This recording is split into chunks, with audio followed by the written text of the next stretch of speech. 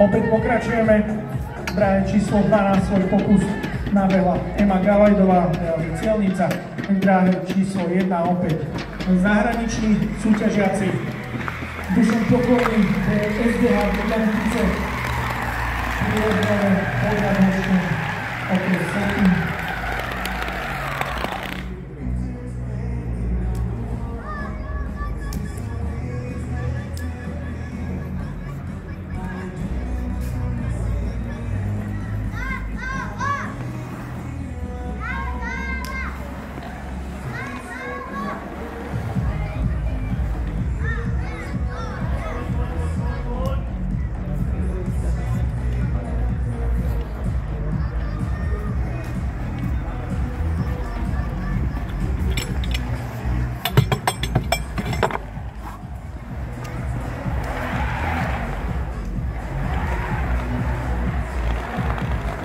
Ona už položila figurinu a už pôjde do kilometrovej bariéry iba. A Dušan zmotáva dráhe číslo 1 druhú bečkovú hranicu.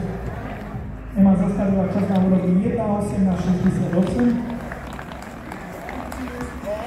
A finišuje Dušan.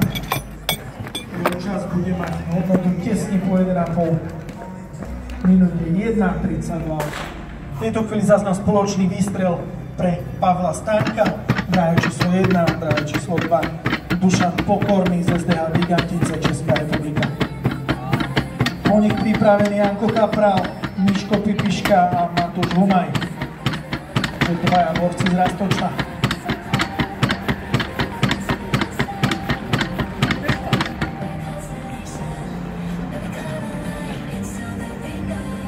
Přejdu na to.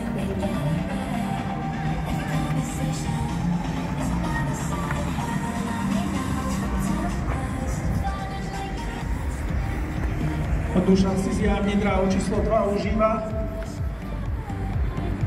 Aktuálne na bariére, teda na figuríne a potom ho čaká bariéra.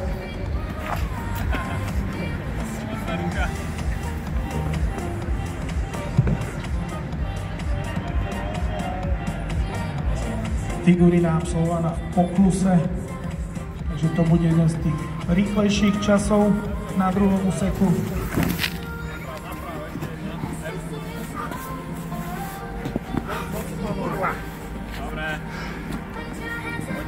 Figurinku treba upraviť tak, aby zo žiadnej strany netrčala a to aj Dušana mierne zdržalo.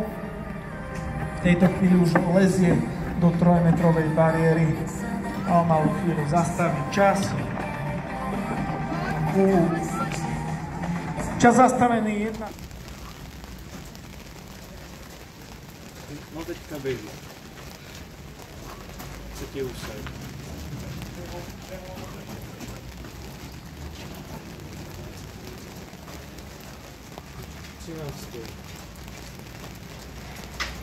Celkem dolnici kolem 35 do 45. 38? 38 lidí. Z toho jeden vypadl. No. 38 lidí. Dušan běží 13. a to běží v třetí úsek. Takže na prvním úseku bude 16. už. Teďka běží člověk.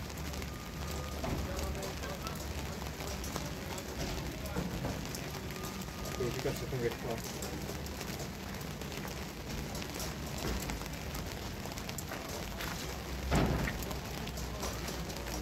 Jak už výsledky dostávají všechny na 4. úseku a potom se to bude sčítat. Teďka nahoře čárnu. Tak bylo by prosím. Ano, to říkám na místě.